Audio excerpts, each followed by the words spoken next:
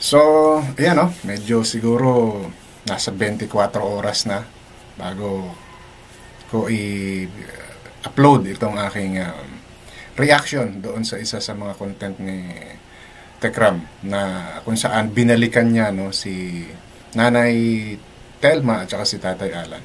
Ito yung mga taong tinulungan niya before na ang akala nga si Tatay Alan yung kanyang biological father na hindi naman.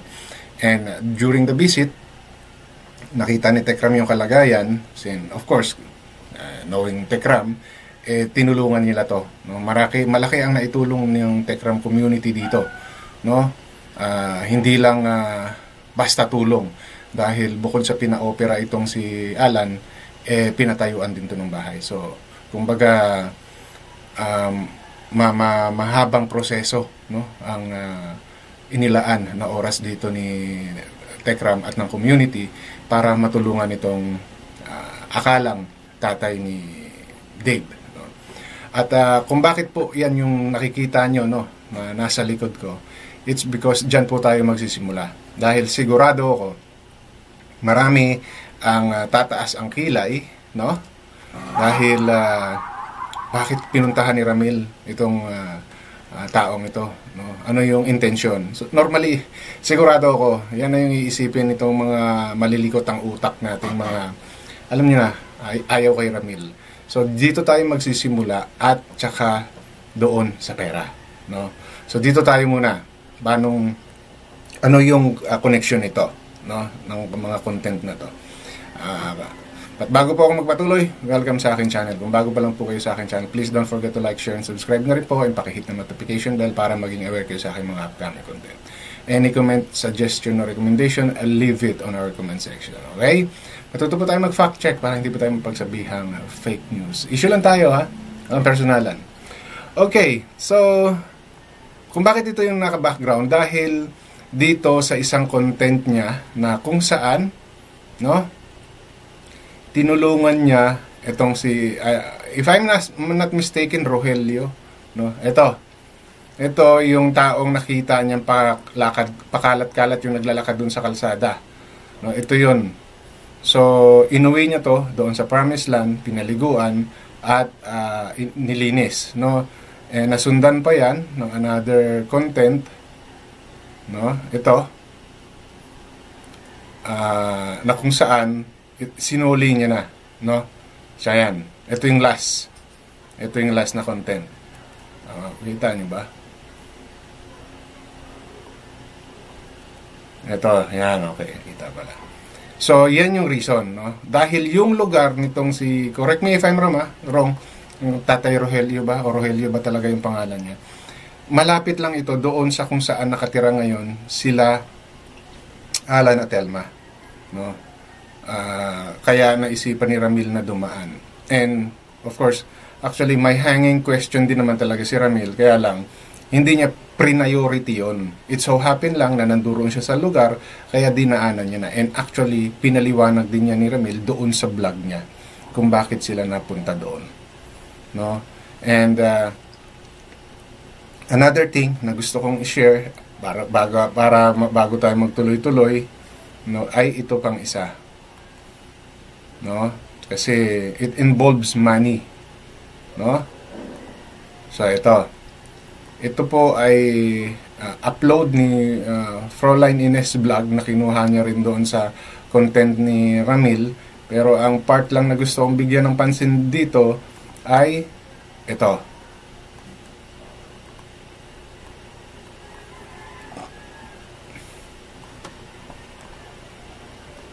Si Ninong Stephen po nagpadala po ng tatay.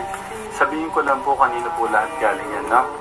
Si Ninong Stephen po nagpadala po ng 50,034 pesos, 34 cents. Si Ate MJ po ay nagpadala rin po ng 20,272 pesos. Si Tita Jelly Royo, 2,000. Si Tita Cherry AC, 1,426.94 cents. Salamat po kayo. So yan ha, narinig ninyo kung magkano yung inambag ng mga taong minention niya. So isa kasi dito sa umaangal ay itong si Stephen Montealto, no? na lumalabas, no, ayon sa bali-balita, no, at nasabi raw ni Apple na si Steven ang dahilan kaya sila nagkaroon ng bahay. Well, as I heard, siya yung nagsuggest. Sinuggest niya. Yun yung niyayabang din naman niya. Sinuggest niya na paggawaan ng bahay ito. And, siyempre, paano niya malalaman? Dahil nakita niya sa vlog ni Ramil. So, sinuggest niya. Kaya siya yung nag-umpisa ng 50K. No? Yung nakita niyo 50,034.34. And may iba pang nag-ambag. No? Pero, hindi po yung amount lang na yan ang nagastos. Dahil kung nakita niyo, most of you napanood naman kung ano yung itsura ng bahay noon at itsura ng bahay ngayon. Di po ba? At yung mga gamit pa. Hindi lang yung bahay ang kanilang, yung nagastos bukod doon sa bahay is binilhan pa ng ibang gamit. Di ba? Dahil nga para kay Alan, dahil nga sa sitwasyon niya. So, pwera pa po yung pagpapa-opera. So, dito po, nag-uusap pa lang tayo dito sa gagawing pabahay. No? So 50,000 yun yung inilalaban ni Stephen na para tapos ang lumalabas doon sa naging balita, no, na pinagkukwento ni Telma na lumalabas walang ambag ang Tekram community, no? Parang lumalabas walang ambag yung Tekram community. So yan po ay ilan lang, no, sa kung bakit ko pinakita muna yan para magkaroon po ng linaw. So, ang pagpunta po ni Ramil diyan sa lugar ni Alan ay aksidente po. It so happen lang na yung isa nilang tinulungan ay malapit sa lugar na yan. Okay? So, doon sa mga BJ, no? At saka kay Daisy. Ayan linawin ninyo yung gagawin ninyong reaction dito. Make sure lang na bibigyan nyo ng tamang explanation dahil pag hindi, for sure, babalikan namin kayo. Okay? So, ito naman yung actual na pagpunta ni Ramil at yung pagkikita nilang muli ni Tatay Alan. Kaya lang wala dito si Telma, no? Mga nasa trabaho daw. So, kaya ang nakausap niya lang dito ay itong si Tatay Alan na galing pa ng Galaan, sinundo pa. No? So, dito tayo magsisimula sa nung ini-interview na siya ni Ramil. Kasi may part dyan na galing nga sa labas, hinanap dahil nga gusto makausap ni Ramil. Okay, so pakinggan po natin to. Walang kuryente. Ako. Walang kuryente. Ba't walang kuryente? Wala nga ako. Oo. Natanggal na. Oo. Wala. Kumusta po kayo? Siguro lang po. Kaya niya. Oo. Okay naman po kayo. Oo nga. Wala. Gano'n Wala. Ano po? Sige, ano po yung gusto niyo sabihin? May parang sasabihin po kayo. Wala naman. Pero ang galing, kahit pa paano, nakakasalita na po siya. Oo.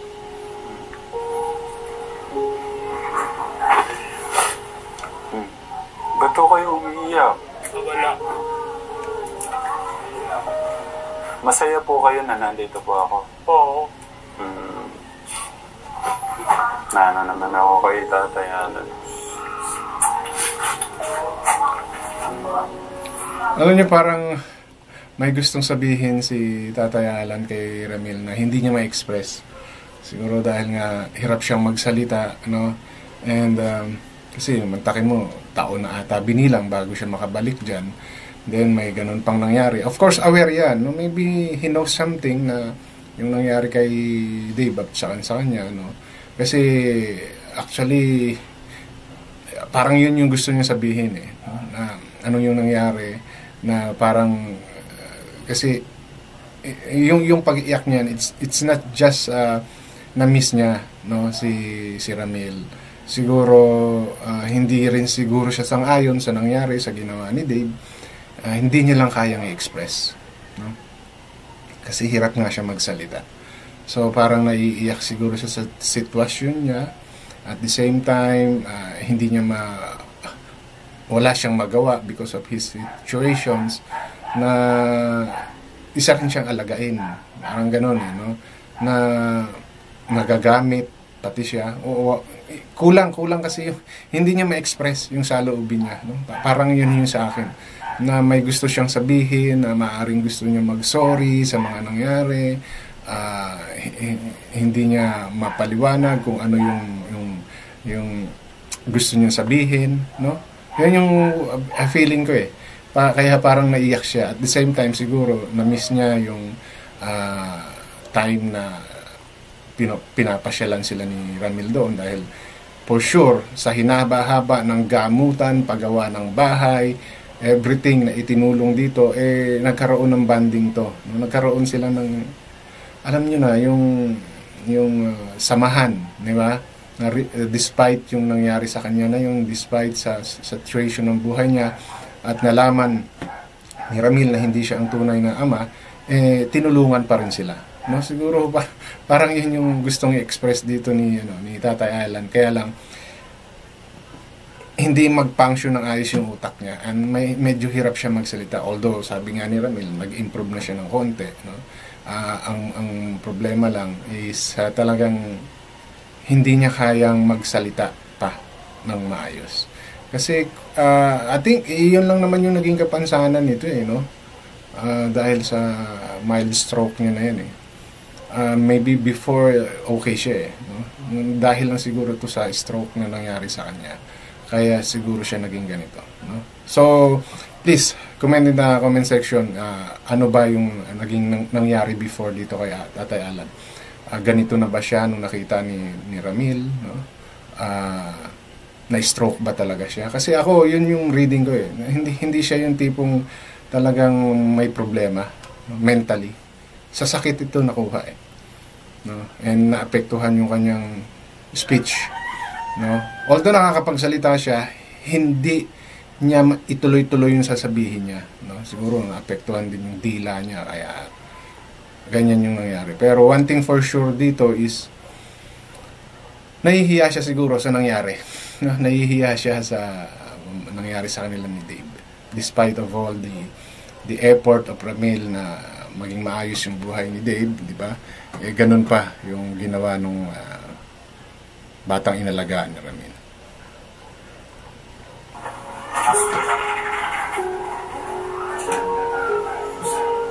Magagan.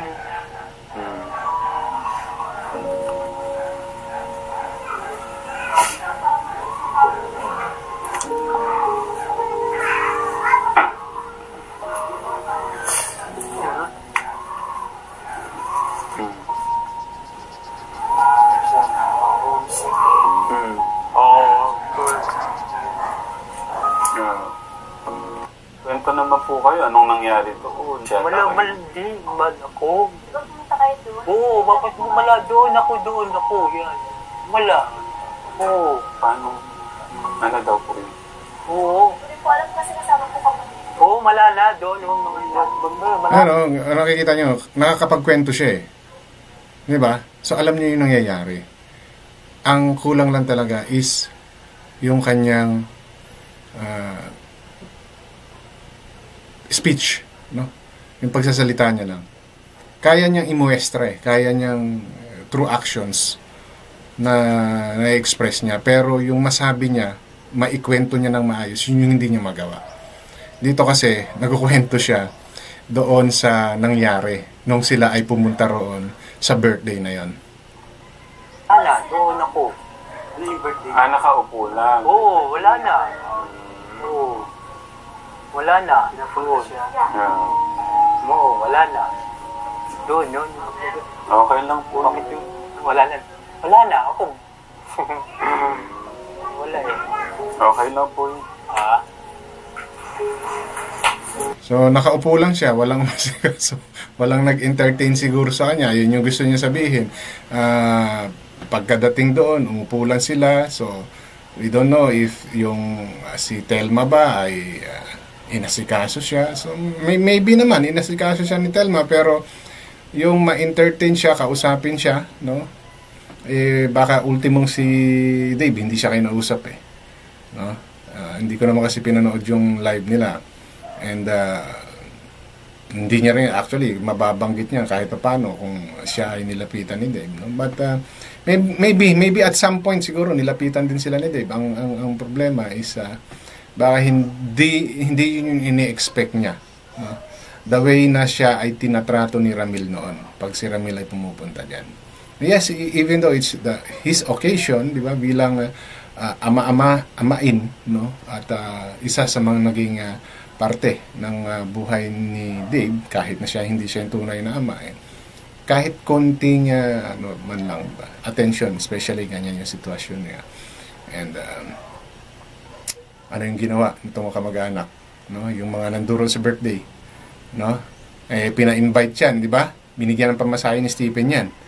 So, ano yung pagdating doon, hinayaan, pinakita lang sa camera, oops, okay na. So, pinakita lang na nanduron si Telma at saka si Alan. Yun lang ba yung purpose ni Stephen doon? Tapos wala na. Diba? Kaya nga maganda rin actually makausap yung Telma eh. Maganda rin makausap tong Telma na to para malaman natin kung ano yung kwento niya at bakit niya sinabi yun. Wala lang kasi dito yung interview to eh. Yun kasi importante yun na makita kayo sa araw na yung bahagi rin na nga yun ang pinakaibot dati. Araw ng araw na kapal na kita. Parang ang lalim ng isip ni Tatay Alan ngayon.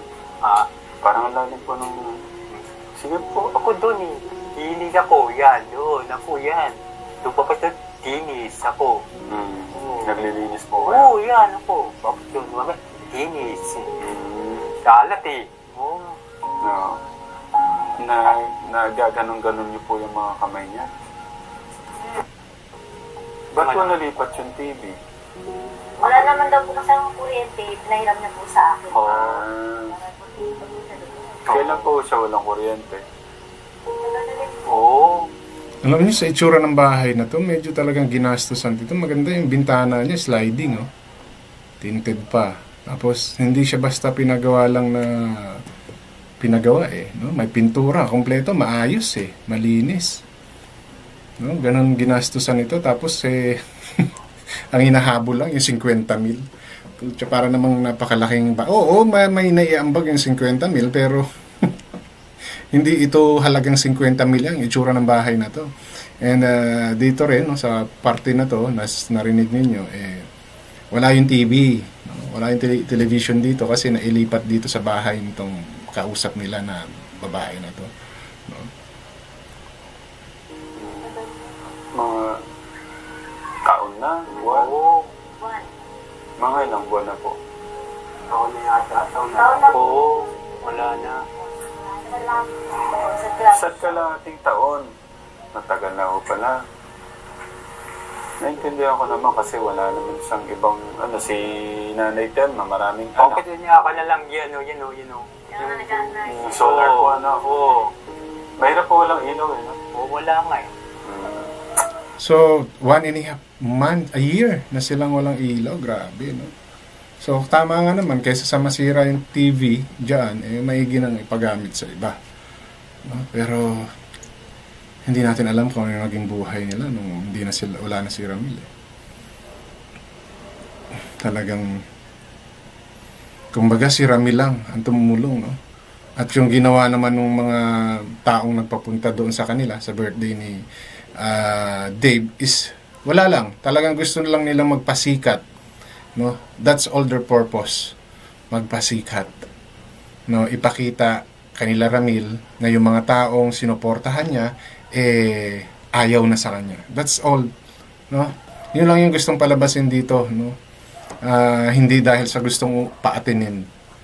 Di ba? Bakit ka gagastos ng ganun? Oh.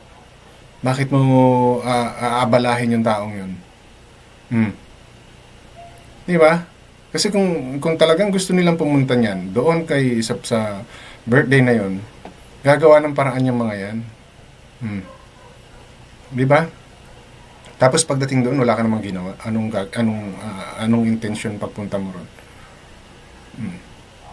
Di ba? So halata lang na para lang pasakitan, para lang ipakita na Yan, Ramil, yung mga taong tinulungan mo, sa akin nakasupport. Parang ganun yung gustong palabasin dito ng mga taong gustong manira kay Ramil.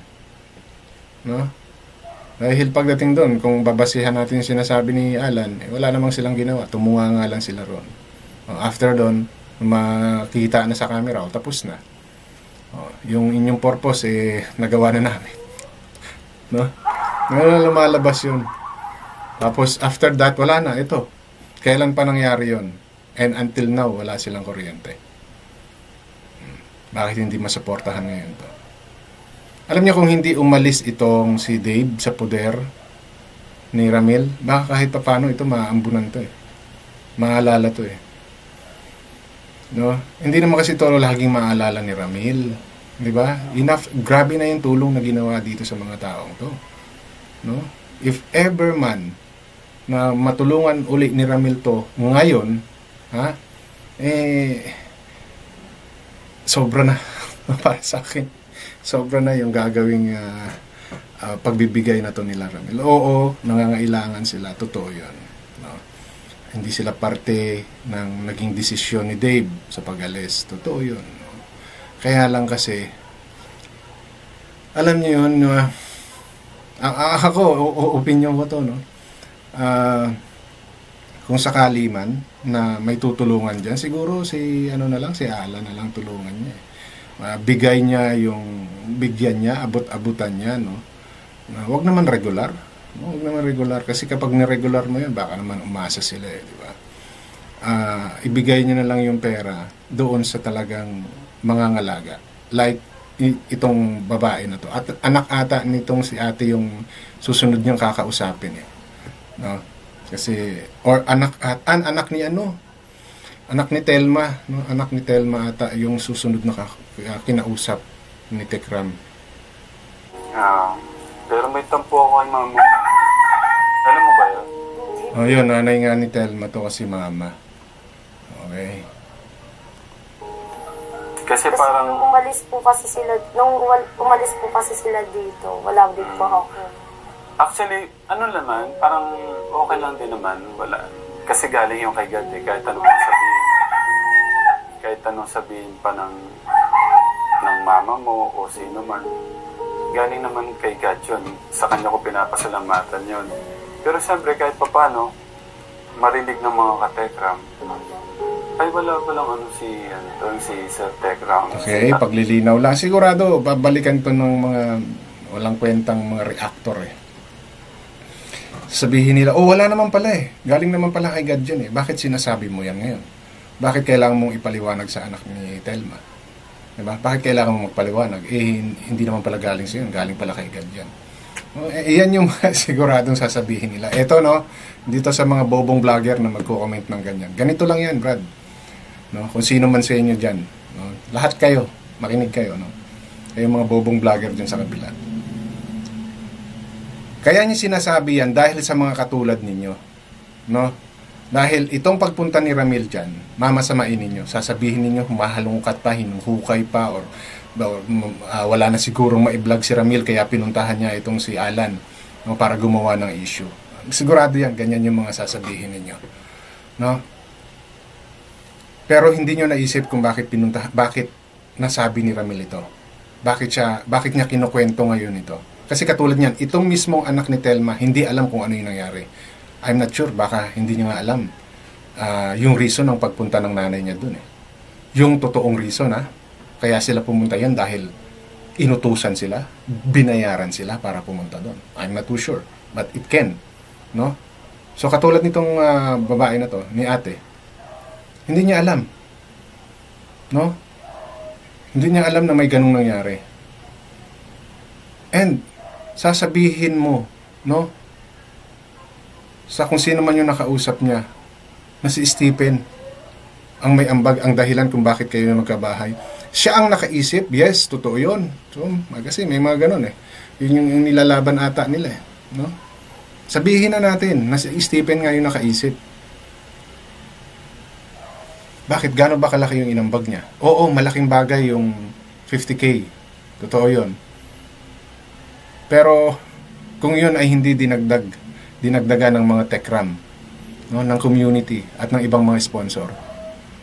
Nakita nyo naman sa umpisa ng video na to kung magkano yung binigay ni Stephen, magkano yung binigay ng MJ at yung the rest. Hindi pa umaabot ng 100,000 yun eh. Oh. Magkano yung ginastos sa bahay niya. Sa quality, no, iyan pa lang yung nakikita ko Hindi lang yan basta 300,000. Plus yung laman pa sa loob. Sigurado ako may mga ibang gamit na binili dyan. Hindi man lahat, pero natagdagan. Kasi yung TV, I think.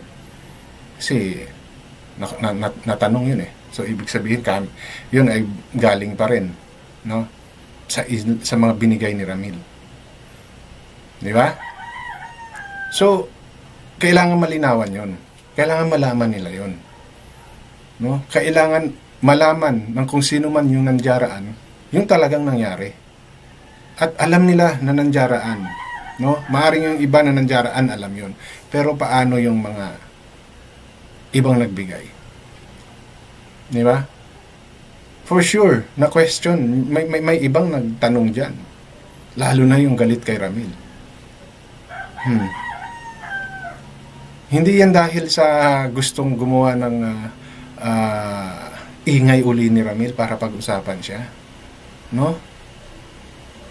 Kasi ayun yung magiging ribat nitong mga mahihina yung comprehension ng mga vloggers, no? Yun yung sasabihin nila.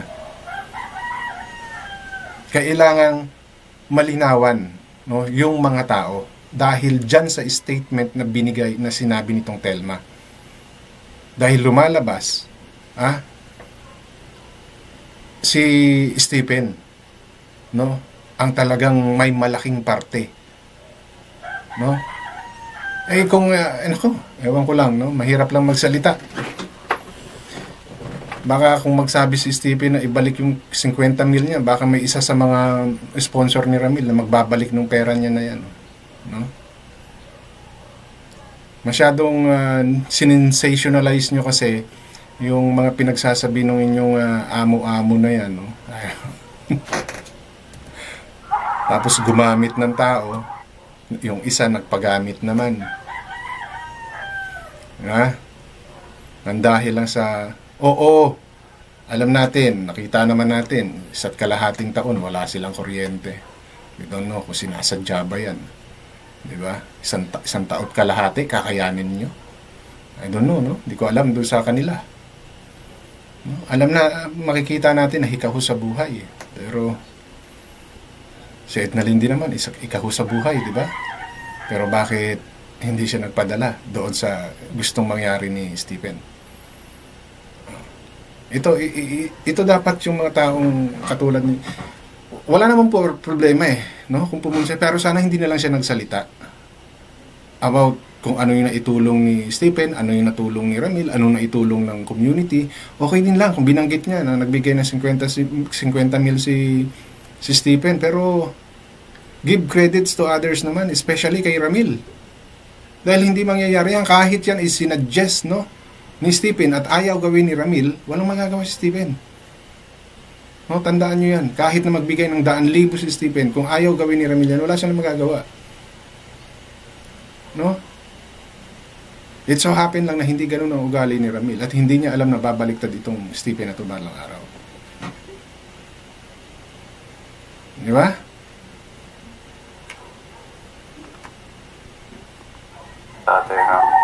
Tapos, di ba? So, parang lang din sa akin to. Parang gusto ko lang din naman. Siyempre pa paano yung mga kategram, di ba? Na sumusuporta sa akin na ba't gano'n wala man share pala si Tatay Ram doon. Although na hindi sasabihin niya, no? Hindi yan sasabihin nung talagang nakakakilala kay Ramil. Pero kailangan pa rin linawin Di ba? Kailangan pa rin linawin. Katulad ng mga nakasuporta dyan kay idol ninyo, no? Malamang yan na yung sinasabi ng mga yan. Dahil narinig nila mismo doon, kung mayroon mang sinabi si Telma, oo, wala na tayong magagawa. Hindi na mababago yung mga pag-iisip ng mga yan. Dahil isa sila sa mga nauto, no? Nitong idol nila at saka yung mga vloggers nila. Pero sa kalinawan, no? Dahil kailangan protektahan ni Ramil yung mga bata na nasa kanya pa. Dahil credibility niya yung sinisira dito. Actually, yun na yung ginagawa nila eh. Bakit ba nila pinapunta si Telma? Bakit pinapunta gustong papuntahin si Edna Lim? Diba? Para siraan siya. Para ipakita sa kanya, oh, ito yung mga taong tinulungan mo noon na ayaw na sa'yo kasi ang pangit ng ugali mo or you're doing something wrong. Yun yung gusto nilang palabasin eh. So Ramil should protect his credibility, hindi para sa sarili niya, para doon sa mga batang nakapaligid sa kanya at sa mga taong may paniniwala sa kanya. Yun yung punto rito ni Ramil. Hindi yung sarili niya. Kasi kung yung sarili niya lang, di sana matagal niya nang pinatulan yung mga patutsada sa kanya. Diba? It's more on his credibility towards the sponsors and doon sa mga bata. Diba? Dahil pag siya ang nasira, yung lahat ng mga tinutulungan niya, wala yan. Tapos lahat yan. No? Matetenga lahat yan. Alam natin yun. So, kailangan niyang maitama itong pinagsasabi, kung meron man, itong Telma na to.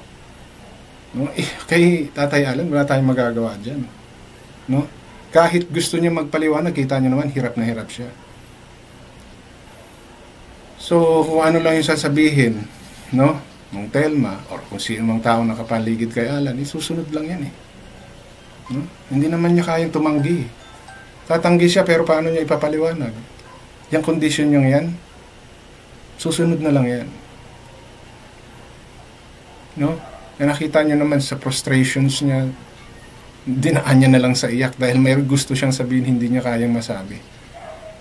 Wala, doon. Oo, yun nga. Yun lang yung masabi niya. Kapag gusto niya pa na magsalita ng iba, wala ka na maintindihan. No? Yun yung main purpose nito. So, kayong mga medyo mahina yung comprehension at gagawa nyo ng kwento to, make sure, no, hindi namin kayang balikan. Hindi ko kayang ribatan. Yung tipong mag-iisip ako ngayon kung it's just para sumagot lang kayo. Wag na.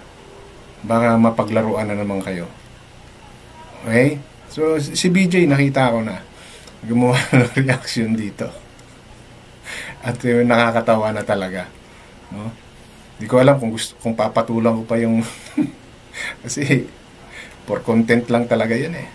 For content lang talaga si BJ. And as I expect, unang-una siya magre-reaction. Dahil special request daw yun ng mga viewers niya. No, na isa rin sa mga medyo mahina yung comprehension. Hindi medyo, mahina talaga ang comprehension. No? So, doon, no? Sa inyo dyan, nagsalita or may sinabi ang inyong taong sinuhulan at yung taong nagsuhol, no? So, kailangan lang sumagot ni Ramil. Hindi para sa sarili niya, kundi para sa community at sa mga batang kanyang pinapahalagahan. No? Ngayon, kung ito man ay tutulungan uli ni Ramil, para sa akin, katulad ng sabi ko kanina, siguro panggamot na lang ni Alan and ibigay dyan kay ate. Dahil siya naman yung nangangalaga eh. Siya yung nagbabantay. Siya yung tumitingin-tingin dito kay Alan. No? If ever, no? If ever. Huwag nang ipadaan kay Telma. No, pasensya na, no? Oo, hindi ko kilala si Telma. Wala akong idea kung sino siya. Pero para sabihan niya o makapagsalita siya, masabi ni Ramil ito, hindi siya ganun kataong dapat pagkatiwalaan pagdating sa pera. No? Nakuha mong bumaliktad. Nakuha mong sumunod doon sa taong kumakalaban kay Ramil. Despite of all the help, no, na binigay sa'yo ng, hindi lang ni Tekram, ng buong community. No? Tapos, sisiraan mo pa. Magsasalita ka pa ng gano'n. So, you don't deserve second chance, ika nga. No? Ito na lang. Konsiderasyon na lang kay Alan, siguro. If ever natutulungan man ni Ramil. Ngayon, kung hindi nila tutulungan, understandable na yun. So, BJ, tulungan mo to, oh. Di ba? Sabihan nyo si Dave. Bawas-bawasan niya naman yung naipon niya. Bigyan man lang kahit pang ilaw, itong tatay-tatayan niya. Oh. Di ba? Ginastusan ni Ramil yan kahit alam na ni Ramil na hindi mo tatayan. Dave, ikaw wala kang magawa. Yung ninong mo, yung mga ninong-ninong mo, no? Kahit pambayad man lang sa ilaw, oh. Makailaw man lang yung pobre. Mahiya naman kayo kay Ramil. No? O ngayon, binlog ni Ramil yan. Kayong mga nakasuporta sa idol nyo, anong plano ninyo? Wala. Kasi, ano sabi ni Daisy? Si Dave lang ang susuportahan niya, ninyo, oras na umalis ka nila Ramil. So itong mga to, wala to. Bahala na sila sa buhay nila. Ano? So sino ngayon ang tutulong? Kaya maintindihan ko kung di man tumulong yung ibang sponsor or supporter ni Ramil. No?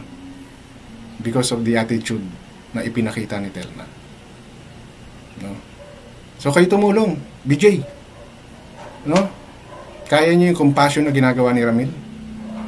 Kayo, tumulong kayo. Kumikita ka 'di ba sa YouTube mo? Kasi sino lang naman yung 1,000, 2,000, 'di ba?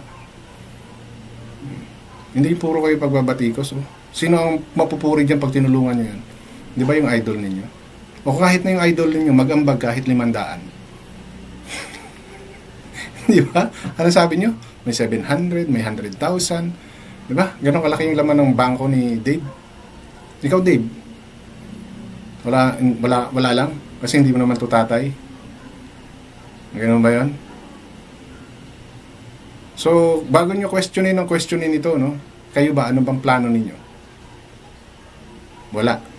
Kasi hindi naman siya parte ng ipinangako ninyo kay Dave. So, sino ngayon ang mas walang konsensya? Ha? Sino ngayon ang nagmumukhang ang dahilan talaga makuha lang si Dave because of the sponsors? Di ba? Kayo tumulong, oh. Tapos na si Ramil dapat dyan. Since ang credit naman na binibigay ninyo kay Stephen ninyo, kayo tumulong. Di ba? Sige, for the sake of argument, pumunta dyan si Ramil para i-vlog yan. O ngayon, anong gagawin ninyo? Nagagawin ba kayo? O sabihin niyo, i-vlog ni Ramil, di siya ang tumulong. Para din sa inyo yan, kung di ba kayo mahihina yung kukote. No? Pinagyayabang ninyo, may pera ang alaga ninyo. May pera kayo. Pero wala kayong mayabot dito. Alam niyo, kung ako kay Ramil, hinamon ko pa kayo. Hindi lang ganun kasi ang ugali ng taong to. Kaya, salamat kayo. Pero kung ako kay Ramil, hamunin ko talaga kayo. Anong ginagawa ninyo dyan? Daisy, BJ, no? Stephen, ngayon nyo dagdagan yung tulong na ibibigay nyo rito, isa't kalahating taon nang walang kuryente. Di ba? Hindi yung puro kayo paninita kay Ramil. Hindi yung puro kayo batikos sa mga ginagawa ni Ramil. Sigurado to, babatikusin to. Ayun na, may nakita na ako kay BJ. Make sure lang na hindi katangahan yung sasabihin ninyo. Kasi pag nangyari yun, pagpipiestahan namin kayo ulit. Okay, so yun lang po yung gusto kong i-share sa content ko na to. And it's good thing na nilinaw talaga ni Ramil to. No? Hindi para sa sarili niya to. Kailangan itong malaman ng community. Dahil nasa likod ng mga tulong na ginagawa ni Ramil ay ang community. Ang Tekram community. No? Hindi lang po yung mga sponsor. So, I hope nauunawaan niyo yung sinasabi ko. No? Hindi porke walang monetary involved yung ibang tao, yung mga nanonood kay Ramil, nanonood sa mga video niya, hindi ibig sabihin wala na kaming ambag. Okay? So, issue lang po tayo, walang personalan. Hanggang dito na lamang, maraming salamat.